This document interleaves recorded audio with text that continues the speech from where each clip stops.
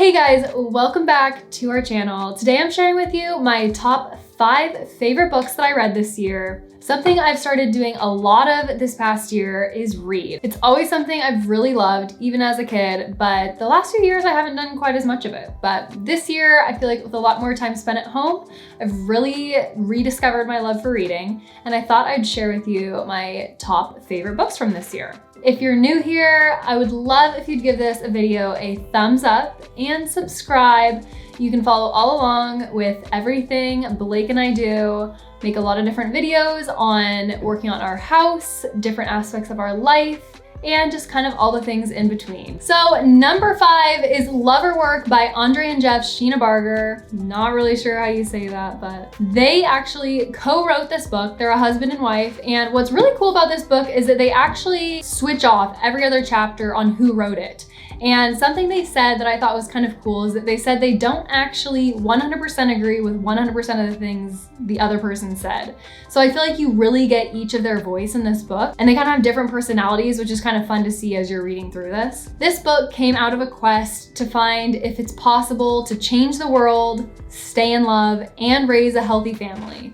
And they actually did a research study with Barna with 100 working couples from all different areas. And it's really interesting how they saw how people balanced work and love. And so that's really what this book's about. So what I liked about this book and what was really encouraging to me is to see how others too can be struggling with balancing work and love, because that's something I struggle with too. I personally have the tendency to kind of be more of a workaholic and just only focus on that, try to be doing more, be more productive, and you can't do that. You gotta balance work and love. And honestly, when you look at it, especially if you're doing something maybe you're not too happy with, or it's not exactly where you wanna see yourself, you need to invest in your relationships too. It's important to invest in my relationship as a wife, as a daughter, as a friend. And this book kind of has some really good practical ways on how to do that. So I definitely recommend Lover Work. They also have a podcast that accompanies each chapter, which is kind of cool. I actually haven't seen another book do that. So check this one out. Number 4 is The Path Between Us by Suzanne Stable. This is actually the sequel to a very popular book called The Road Back to You, which she co-wrote with a guy named Ian something. It is much more popular, I think, than this book, but I actually read both and I liked this one even more. This is another book that's really great in kind of growing your relationship as either, a wife or a girlfriend or boyfriend, a friend, or even just as a daughter or son. This book focuses on the Enneagram, which I feel like some people shy away from because they think it's kind of maybe like star signs or something like that. But I would encourage you to look into the Enneagram. What it essentially says is that there's 9 types of people in the world, and it really influences how you see the world and how you interact with others. And Suzanne really takes you on a journey on how to kind of see what your type is, but also how you might relate with, say, your spouse or a friend or your parents.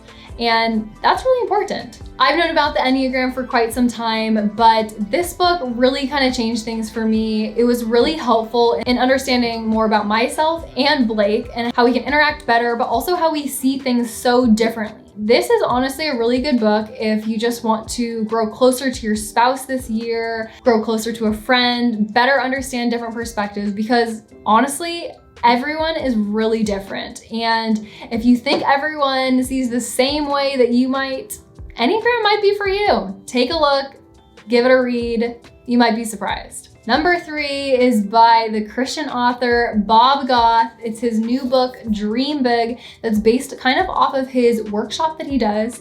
And Bob is so good at being just such a dreamer, and he takes you on this journey to discovering your ambitions, writing out your dreams, and determining kind of what's most important. One of the things he says in the book that I really liked was that we need to find ambitions worthy of our time and effort it will take to pursue them. This is so true, and I found this in my own personal life, that it's really easy to let things that, it might be a good goal or something you want to do kind of become that first thing. And instead, it's better to kind of take the time to list out all of your dreams and ambitions and find out which ones are the most worthy of your time right now. And I think he's really good about this. He says that he always goes through and writes down all of his dreams and ambitions, and then he picks the ones that are most important. And the others might come along someday. In my own life, this book was really encouraging because it really helped me to actually take the time when I haven't really done this before to kind of write out those things that I want to do in life or what's most important and kind of, find what that might be and identify those things in a really tangible way. I mean, he kind of walks you through that step by step of, writing things out, determining which ones are most important and going after them. So if you're looking for a good book to encourage you on finding your dreams and ambitions, even just for this next new year, check out Bob Goss' Dream Big. You won't be disappointed.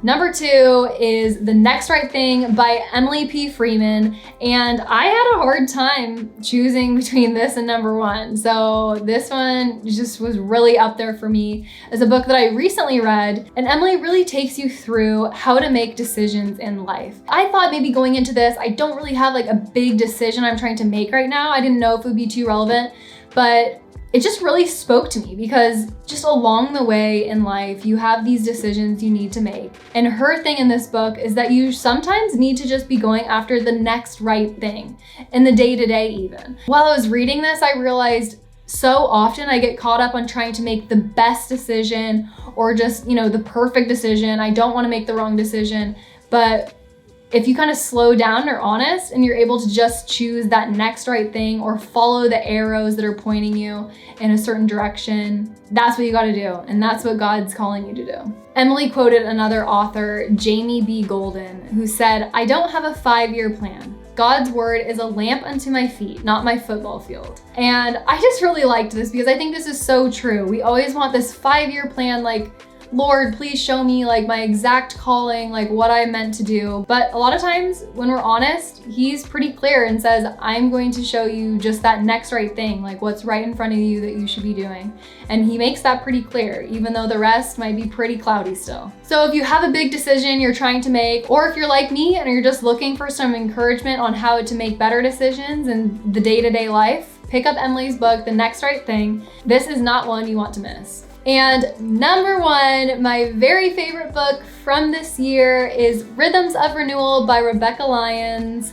This book was given to me by a friend. She sent it in the mail and said, "Hey, I'm reading this book and I thought of you." This was one of the sweetest gifts I received this year because it really brought me back to my love of reading. I had kind of lost it in the last few years, and this just really reminded me how much I loved it. And it kind of took me on this journey of working through my own anxiety, my own things in my life, and especially in a year that's been so challenging, it's been a big gift in my life. So Rebecca kind of shares her own journey through anxiety in this book and things she's found that have helped her. And she goes through 4 rhythms she's found in her life have helped her do that, which are rest, restore, connect, and create.